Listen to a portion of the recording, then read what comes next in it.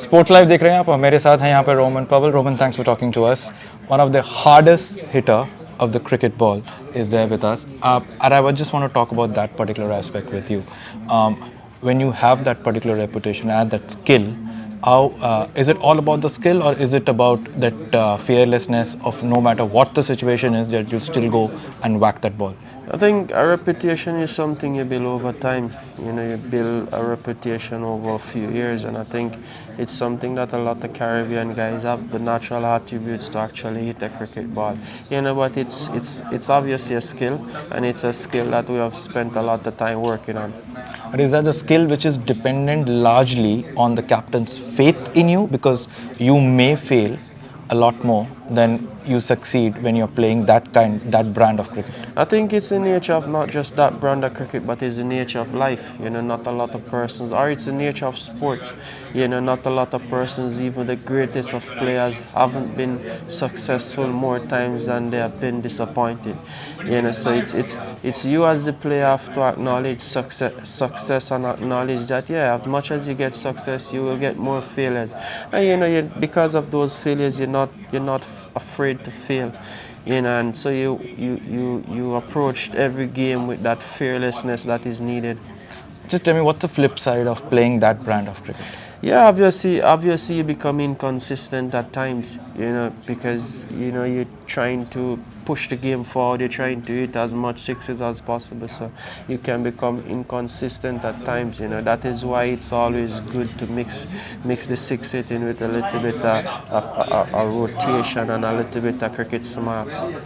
The reason I'm going that particular line is Rishabh Pant got a lot of flack for getting out in a particular way. Is it the inconsistency that creates a kind of a furrow, or it's the manner in which you get out depending on the match situation? I think it's I am not one that joins those debate, in the sense where when Rishabh Pant play and those things that he do comes off, it looks good and they say, oh, it's Rishabh Pant.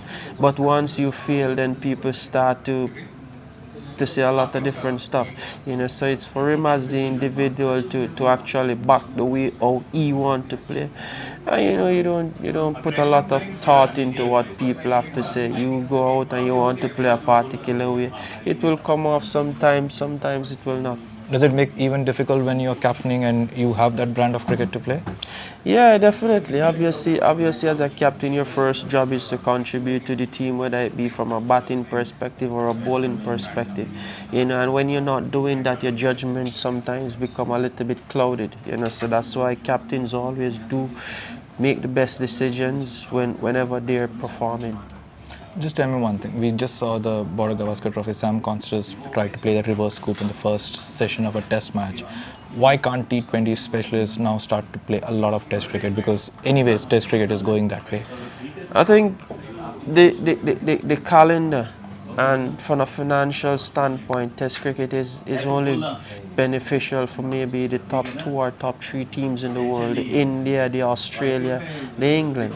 If you should look on it, all the other nations are actually struggling, you know, and that is something that ICC and all the governing body of cricket have to really look on. Just a final question. You've played with Sanju Samson, you've played with Rishabh Pant, right, in both teams. And there is a debate between the two of them. And again, it's that inconsistency factor which has been taken into account. How fair is this debate? How different are the two players? Two very good players, you know, two different players, in a sense where Rishabh do stuff that Sanju don't normally would attempt, those reverse sweep, those switch hit, those kind of stuff. So it's two players, but nevertheless Sanju only at the tip of your seat just as much as Rishabh. You know, so it's just for us to appreciate both of them, instead of trying to find that comparison, instead of trying to get the different fan zone to go at each other of who is better, who should be playing. I think it's time when we find sports person or persons around the world that we see of such quality, is that instead of we setting them against each other, we start appreciating them for what they do. Thanks a ton, Roman, for talking to us. It's been a pleasure.